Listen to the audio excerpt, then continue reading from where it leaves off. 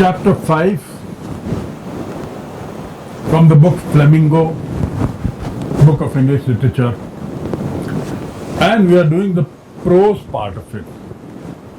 The name of the chapter is INDIGO.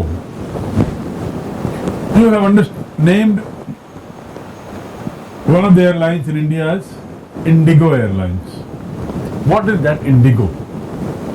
Many of you may not be knowing because you have not tried to know it exactly.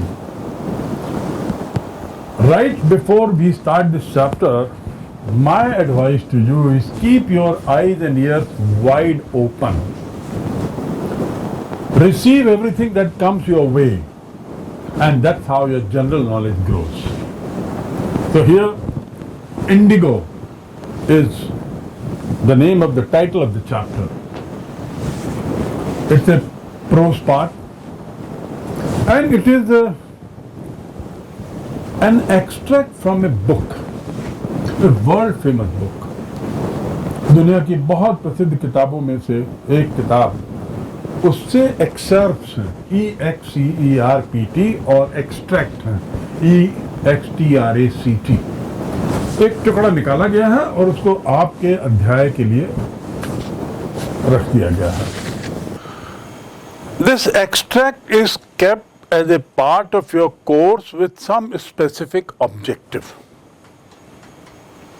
एक विशेष उद्देश्य से ये हिस्सा उस पुस्तक का आपकी किताब में रखा गया है, आपके कोर्स में है. Because this deals with various aspects. It enlightens you on many aspects. Not only it is preaching or lecturing, but it is also motivational in its own way. The writer of this book is Louis Fisher, a very famous writer in his own times. 1896, 1970, born in Philadelphia.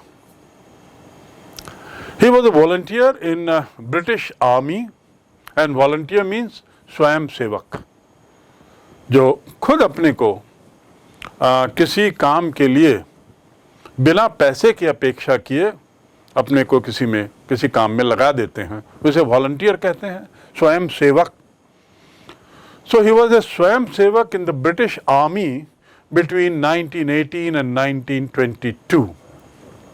That means the period when First World War was over, and many of the countries, the defeated ones and the victorious ones, both had undergone a lot of issues after the war.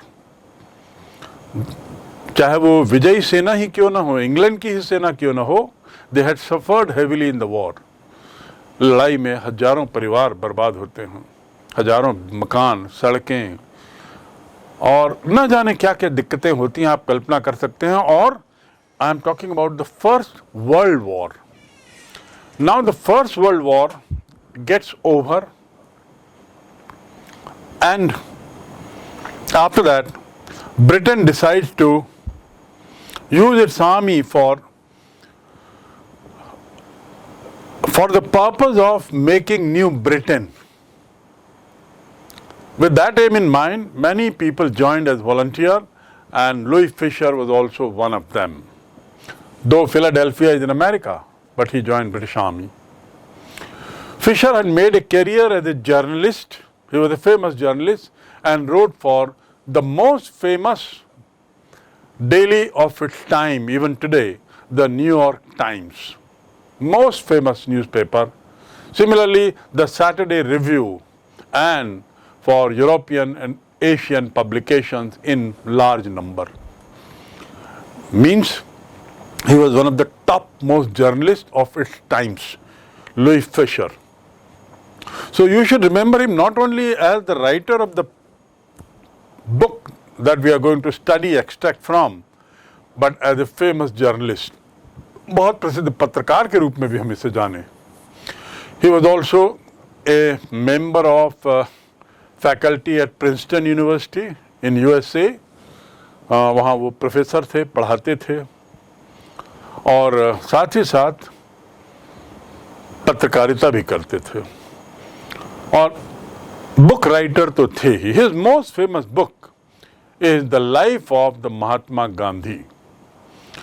The life of Mahatma Gandhi is one of his most famous books, considered to be one of the most authentic books on the lives of Gandhi, on the life of Gandhi ji.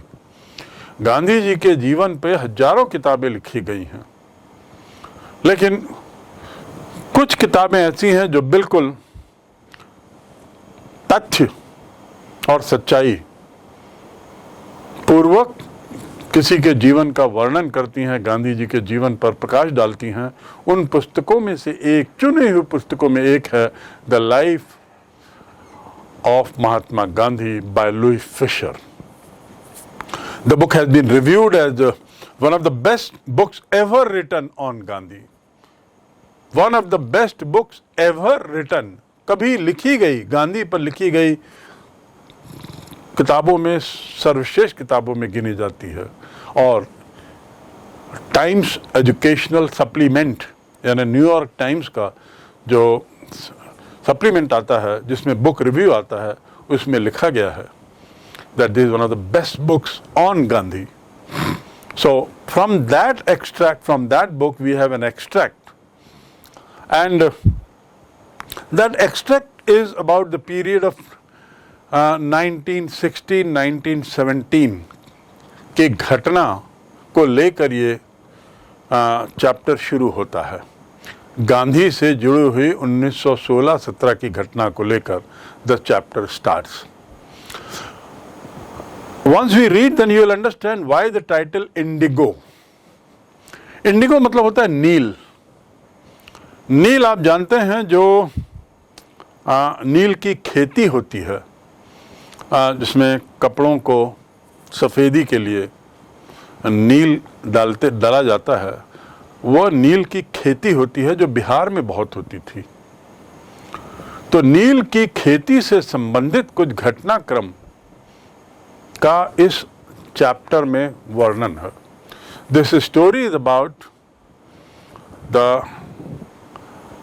Indigo plantation, Indigo workers, Gandhi and the freedom movement. कुल मिला के इसके जो central character है इस chapter का, वो महात्मा गांधी हैं. And Mahatma Gandhi had just come to India from South Africa,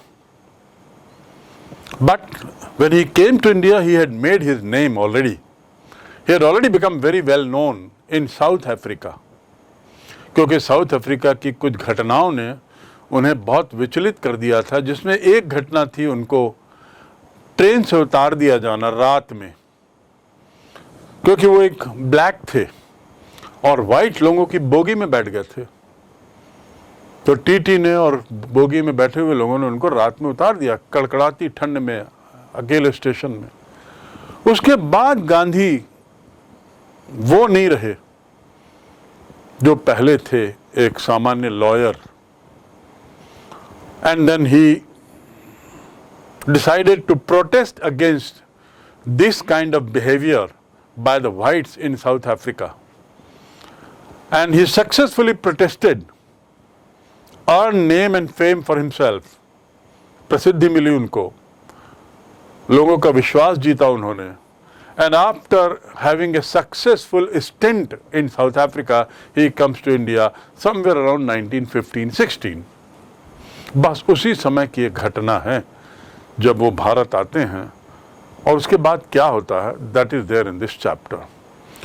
this chapter is also a part of the freedom movement. The incidents, the examples or the incident for that matter given in this chapter form a very important part in our freedom struggle. Mind you, World War was just getting over in 1915-16, though it came to an end in 1917-18, but the British and the American forces and Allied forces, they were successfully fighting against the Axis powers. And what happens is that during this course of the war, Britain wants the help from Indians. Britain needed a lot of soldiers to fight wars all over. And for that he needed soldiers. He requests the Indians also to join their army and serve the British army abroad. The British also needed Indian resources, Indian support, Indian cooperation and all that. On the one hand, British were looking for support from India, moral support, financial support, moral support and resource support. On the other hand, British were ill-treating the Indians in South Africa. This ill-treatment of Indians by the British in South Africa, by the Gore, by the whites in South Africa, formed the background of Gandhi's thoughts, Gandhi's thought process. With that background, Gandhi comes to India, decides to go around the country, get first-hand experiences of happenings in India, understand the equations and the complexities of Indian society, Indian life and what not. In other words, he tours around India, the country, with the idea of understanding India better before he decides how to go about in freedom movement. So now I will read the extract. Side by side I will also translate them. मैं पढ़ूंगा और उसके बाद line by line उसका अनुवाद भी करूंगा, साथ ही साथ कठिन शब्द बताऊंगा और उन शब्दों के अलग अलग अर्थ जो हैं वो बताऊंगा. The last will be the question answer session. So having told you the background of what the article is about, having told you why this extract is there in our course, now let's proceed with the chapter. As this chapter is a biography on Gandhi ji की जीवनी है, the writer has been an important part of this chapter because he himself is a player in this chapter, apart from as a player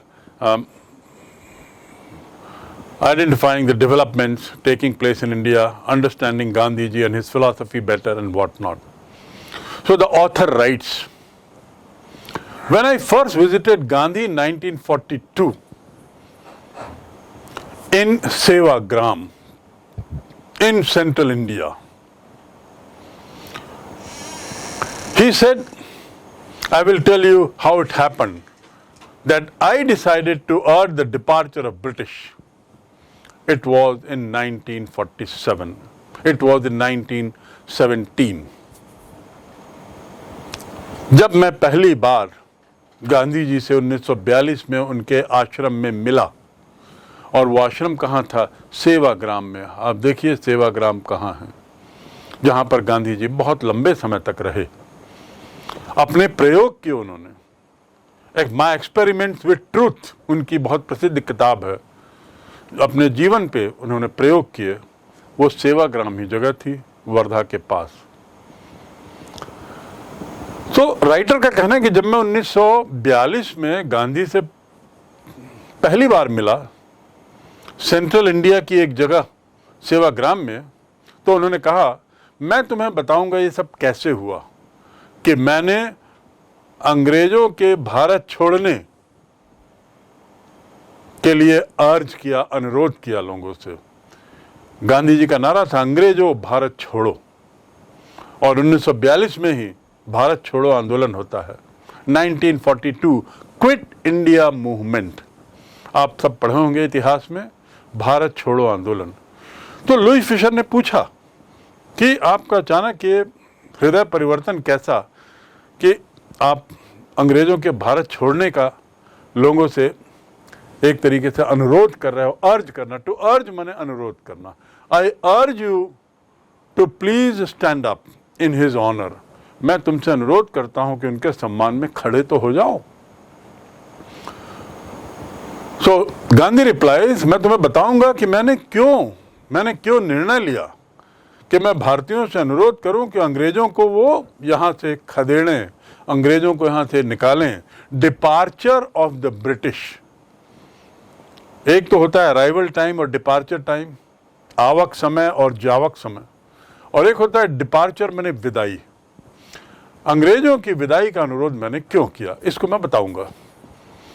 और फिर कहते हैं it was in 1917, 1917 की बात है।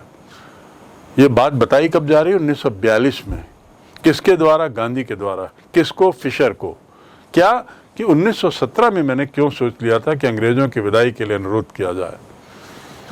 He had gone to the December 1916 annual convention of Indian National Congress Party in Lucknow।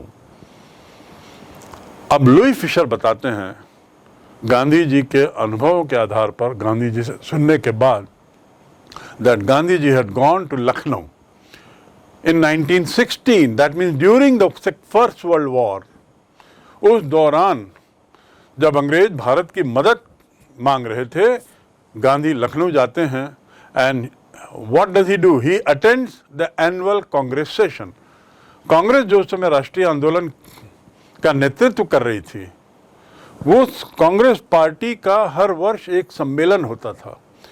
1916 में सम्मेलन लखनऊ में हुआ। तो गांधी कहते हैं, फिशर कहते हैं कि Gandhi had gone to attend that conference at Lucknow। There were 2,301 delegates and many visitors। बहुत से लोग आए थे, विशिष्ट व्यक्ति, और बहुत से लोग डेलीगेट्स के रूप में आए थे।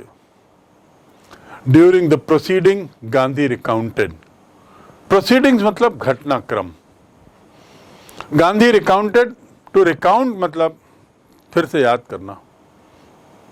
गांधी जी ने बताया, a peasant came up to me looking like any other peasant in India. Peasant यानी फार्मर, किसान। पेजेंट यानी किसान। गांधी जी बताते हैं, देखिए इन्वर्टेड कॉमा में लिखा हुआ है, जो चीज इन्वर्टेड कॉमा में लिखी है वह गांधी के शब्द ब शब्द बयान को उद्धृत किया गया है। इसका मतलब ये हुआ। So during the proceeding Gandhi recounted. उस कार्यक्रम के दौरान, उस घटनाक्रम के दौरान क्या हुआ इसको गांधी बता रहे हैं और बोलते हैं, ए पेजेंट केम टू मी, मेरे पास एक किसान आया, looking like any other peasant in India, किसी अन्य किसान की तरह वो दिखाई दे रहा था।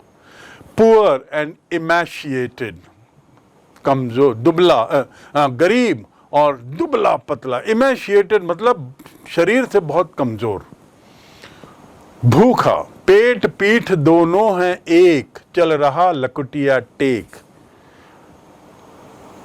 इतना ज्यादा कमजोर दिख रहा था। ऐसा वो किसान आया, जैसे भारत के बाकी किसान भी ऐसे ही होते हैं। And that farmer said, that peasant said to Gandhi, I am Rajkumar Shukla, I am from Champaran and I want you to come to my district। बस यही उसने कहा, मैं राजकुमार शुक्ला हूं, मैं चंपारण से हूं और मैं चाहता हूं कि आप मेरे जिले में आए। चंपारण कहाँ है देखिए नक्शे में, लखनऊ कहाँ है, चंपारण कहाँ है। 1916 की यात्रा, उसके लिए राजकुमार शुक्ला का अनुरोध। सवाल ये उठता है, चंपारण क्यों जाऊं, ये आदमी क्यों आया है वहां से, मुझे क्यों बुला रहा है। Gandhi had never heard of the place. Gandhi ने कभी इस जगह का नाम भी नहीं सुना था। It was in the foot hills of towering Himalayas near the kingdom of Nepal. Foot hills मतलब क्या होता है? हिल तो सुना है, फुट हिल्स मतलब तराई। हिमालय की तराई में, नीचे हिमालय के निचले हिस्से में चंपारण नाम की जगह थी। टावरिंग हिमालय, उच्च उत्तुंग हिमालय। टावरिंग, टावर मतलब आप जानते हैं ऊंचा, और टावरिंग हिमालय मतलब उत्तुंग हिमालय। नेपाल किंगडम के पास के हिस्से में चंपारण दिखाई देता है, जो हिमालय के विशाल पर्वतों की ढलाई पर तराई में है। वहां वो बुला रहा है, और इस जगह का नाम गांधी ने सुना भी नहीं था। under an ancient arrangement. The Champaran peasants were sharecroppers. Ancient मतलब प्राचीन, किसी प्राचीन व्यवस्था के तहत चंपारण के जो किसान थे वो लोग शेयर क्रॉपर थे। शेयर क्रॉपर का अर्थ क्या होता है? ऐसी किसानी जिसमें उत्पादन का कुछ, फसल के उत्पादन का कुछ हिस्सा आप रखते हो और बाकी हिस्सा मालिक को दे देते हो। ऐसी फसल या ऐसी खेती जिसमें फसल के उत्पादन का कुछ हिस्सा किसान रखता है और बाकी हिस्सा दे देता है। किसान किसकी एवज में रखता है? फसल उत्पादन करने की एवज में, उसके लिए मेहनत करने की एवज में। उसे एक तरीके से ये उसकी कमाई है। तो जो पुराना वहाँ पे जो पद्धति चल रही थी तो उस एरिया में उसके अनुसार किसान शेयर होल्डर था, शेयर क्रॉपर था। Rajkumar Shukla was also one of them. Rajkumar Shukla भी ऐसे ही एक पेजेंट थे। He was illiterate but resolute. वो अशिक्षित थे लेकिन बहुत दृढ़ निश्चय वाला व्यक्ति था। ये सब बात कौन बता रहा है? गांधी बता रहे हैं लुई फिशर को, और लुई फिशर ने उसे यहाँ पे हमको इस लेख के माध्यम से बताने की कोशिश की हो। ही was illiterate but resolute. Resolute मतलब दृढ़ निश्चय। This man named Rajkumar Shukla had come to the Congress session at Lucknow. What for? He had come all the way to complain about injustice of landlord system in Bihar. Landlord मतलब जमींदार। जमींदार system जो बिहार में था, जमींदारी प्रथा, उसमें जो किसानों के साथ अन्याय हो रहा था उसकी बात करने के लिए वो लखनऊ में आया था। क्योंकि उसको मालूम था कि कांग्रेस के एनुअल सेशन में पूरे भारत से लोग आते हैं, बहुत गहराई से सीरियस माहौल में विचार विमर्श होता है, विचार मंथन होता है, समस्याओं को समझने की कोशिश होती है और फिर उसके बाद कोशिश होती है उन समस्याओं के निराकरण की। सो thinking that 2301 delegates and visitors were there, he thought he will speak about the poor conditions of farmers of Champaran there at Lucknow Congress in front of all the delegates. And by doing so, he will enlighten the delegates about the conditions of farmers. Farmers की स्थिति, किसानों की दयनीय स्थिति को वो वहाँ उजागर करेगा उस मंच पर जहाँ पे लखनऊ सेशन कांग्रेस का हो रहा था, और एक बार में हजारों लोगों को किसानों की समस्याओं से वाकिफ कराएगा। That was the idea behind Rajkumar Shukla coming all the way from Champaran to Lucknow. सोचिए, this man was very poor, emaciated, शारीरिक रूप से बहुत दुबला पतला भूखा आदमी दिख रहा था। वो इतनी तकलीफ में था कि लखनऊ से उसने, चंपारण से उसने लखनऊ जाना तय किया। And somebody had probably said, speak to Gandhi. किसी ने उसे कहा था कि तुम्हें इतनी शिकायत है, जाके गांधी से मिलो। Speak to Gandhi is again inverted comma. That means कौन बोल रहा है? किसका वाक्य है ये? गांधी का वाक्य है। Gandhi is telling Louis Fisher that a man named Rajkumar Shukla comes to me and tells me that I have come to you because somebody told me speak to Gandhi about your problems. So that is why it is in inverted comma. What is in inverted comma is Gandhi's words. कुल मिलाकर Gandhi ji Louis Fischer को बता रहे हैं कि राजकुमार शुक्ला नाम का एक दुबला पतला गरीब किसान चंपारण से लखनऊ आता है मेरे पास, जहां मैं कांग्रेस का सेशन करने गया था, और ये शिकायत करता है कि साहब चंपारण में बहुत अन्याय हो रहा है किसानों के साथ, आप चलिए। और किसी ने कहा था कि तुम गांधी से ही मिलो, स्पीक टू गांधी। देखिए 1915-16 में गांधी भारत आते हैं और उनका इतना नाम ऑलरेडी हो चुका है कि लोग गांधी से कितनी अपेक्षा करने लगे।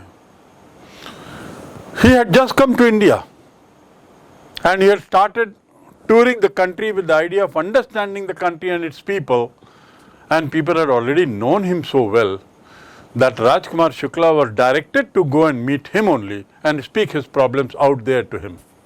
Gandhi told Shukla he had an appointment in Kanpur and was also committed to go to other parts of India. Gandhi ने शुक्ला को कहा, ऐसा कहने पर जब शुक्ला ने अनुरोध किया कि मेरा कानपुर में अपॉइंटमेंट है। देखिए कानपुर की स्पेलिंग और इसका उच्चारण भी Kanpur. Why? Because British people can not pronounce Kanpur. आज इसका स्पेलिंग है KAN, उस समय इसको CAWN, PORE। So this is the same place as modern Kanpur. So Gandhi says कि मेरा एक ऑलरेडी अपॉइंटमेंट है वहाँ and I am also committed to मैं बंधा हुआ हूँ। किस चीज़ के लिए बंधा हुआ हूँ? To go to other parts of the country, Bharat के दूसरे हिस्सों में भी जाने के लिए बंधा हुआ हूँ। You remember I told you that in the first 2 years Gandhi decided to go around the whole country. And for information let me tell you, Gandhi जब भारत आते हैं तो वो नहीं समझ पाते कि मैं क्या करूं, कैसे शुरुआत करूं यहाँ अपने भारत के अपनी राजनीति की या अपनी समाज सेवा की। सो he meets his political Guru. Who was his political Guru? Gopal Krishna Gokhale. And Gopal Krishna Gokhale guides him and tells him that first you try to understand the country and its people, go around the whole country. It was in that context that Gandhi decided to go to different places, including Kanpur and other parts of India. Shukla, now look at this situation. Shukla accompanied him everywhere. Gandhi is telling Louis Fisher कि मैंने जब उसे कहा कि मैं पूरा भारत जाऊंगा, कई जगह मेरे अपॉइंटमेंट हैं, तो ये शुक्ला नाम का किसान मेरे साथ हर जगह चला। ही accompanied me, तो उसने मुझे कंपनी दी। टू accompany मतलब साथ चलना। Please accompany me. This Shukla is he went round with me all over the country. Gandhi was surprised at his tenacity, surprised at his determination. इतना ज़्यादा उसमें दृढ़ता थी, दृढ़ निश्चय था, जिद्दी था कि उसने ठान लिया मैं गांधी से मिलूंगा। और लखनऊ में तो मिल नहीं पाया था, और वहाँ मिला तो गांधी ने कहा भी मेरा यहाँ सब जगह अपॉइंटमेंट है। So he moved on with Gandhi. He went with him everywhere. Then Gandhi return to his ashram near Ahmedabad. और अब गांधी भारत घूम के, भारत दर्शन करके जहाँ जहाँ जाना था वो अहमदाबाद आते हैं। What is the ashram in Ahmedabad called?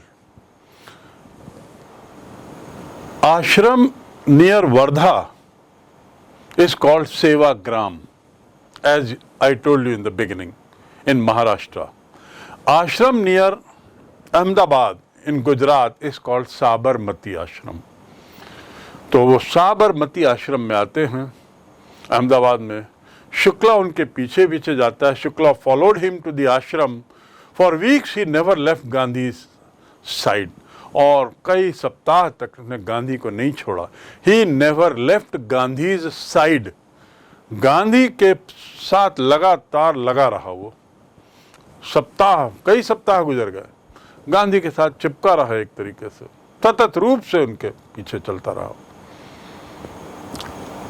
Fix a date, he begged. Begged मतलब to beg मतलब भीख मांगना, पर यहाँ पे to beg मतलब अनुरोध करना। बहुत उसने अनुरोध किया। Fix a date Gandhi ji, एक तारीख तय करो। किस चीज की तारीख? चंपारण जाने की तारीख। आप पूरे भारत घूम रहे हो, मैं चंपारण के लिए आपको बोलने आया था और अभी तक आपने तारीख तय नहीं की। सो महोदय please fix a date. He is appealing with folded hand.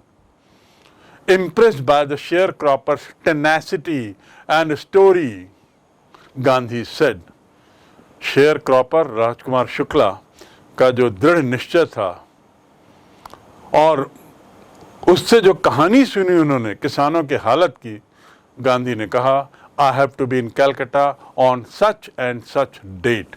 मुझे इस तारीख को कलकत्ता रहना है। Come and meet me and take me from there. वहाँ मुझसे मिलो और फिर मुझे वहाँ से चंपारण ले चलो, क्योंकि गांधी जी ने चंपारण सुना नहीं था, पहली बार राजकुमार शुक्ला से सुना. He heard this place for the first time, and Champaran was, on the foothills of Himalayas. So Gandhi said, you better come down to Calcutta. I will be available in Calcutta from this date to this date. You come, spend time with me, and then we go together from there to Champaran. Good, job done. Months pass. Shukla was sitting on his haunches at the appointed spot in Calcutta when Gandhi arrived. कई महीने निकल गए. शुक्ला बेचारा बैठा रहता था लगातार. हाउंच मतलब क्या होता है? कुबड़ भी होता है. तो वो बस बैठा रहता था. Eight the appointed spot. Appointed spot मतलब क्या होता है? टू अपॉइंट, किसी को नियुक्ति देना. अपॉइंटमेंट, किसी को समय देना. अपॉइंटेड स्पॉट मतलब वो जगह जो तय की गई है, पूर्व निश्चित जगह. Appointed spot. You please come to me at the appointed time. जो पूर्व निश्चित समय है उसमें आना. So this is called appointed. और एक होता है you are appointed as football captain. That is a different meaning. So in this context here appointed means पूर्व निश्चित समय. So he kept sitting for months now, again waiting for Gandhi to come. And he kept sitting at that spot when Gandhi arrived. Gandhi आते हैं. He waited till Gandhi was free. और तब तक उनकी प्रतीक्षा किया जब गांधी फ्री दिखाई दिए, खाली दिखाई दिया. अन्यथा गांधी को लगातार उसने व्यस्त पाया. उसके बाद then the two of them boarded a train for the city of Patna in Bihar. और अब दोनों जो पूर्व निर्धारित डिस्कशन के अनुसार they boarded the train. To board the train मतलब ट्रेन में चढ़ना. To climb the train नहीं होता, याद रखेंगे. You board the plane, you board the train means train में बैठना. B-O-A-R-D, board. So both of them boarded the train. Wherefore? For Patna. Direct Champaran के लिए कोई सुविधा नहीं थी, तो पहले पटना गए. And there at Patna in Bihar, the two of them went to a lawyer called Rajendra Prasad. Have you heard of this name? You must have. Dr. Rajendra Prasad. He was the first president of India, number one. Secondly, he was also the president or chairperson of Samvidhan Sabha, the Constituent Assembly. जिसने भारत का संविधान बनाया, उसकी जो भी meeting होती थी 111 अलग अलग दिनों में हुई, उस मीटिंग को चेयर करने का काम इन्होंने किया. And as a student, Rajendra Prasad was brilliant. He had topped in the university in the entire Northeast from Calcutta University. This man was there in Patna because he was from Bihar. So these two people go to Dr. Rajendra Prasad, who later became President of Congress and of India also.